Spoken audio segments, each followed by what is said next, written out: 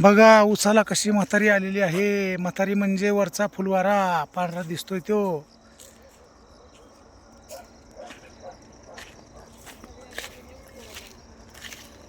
आपण समजून जायचं की आता ऊसाची तोड करणं आवश्यक आहे.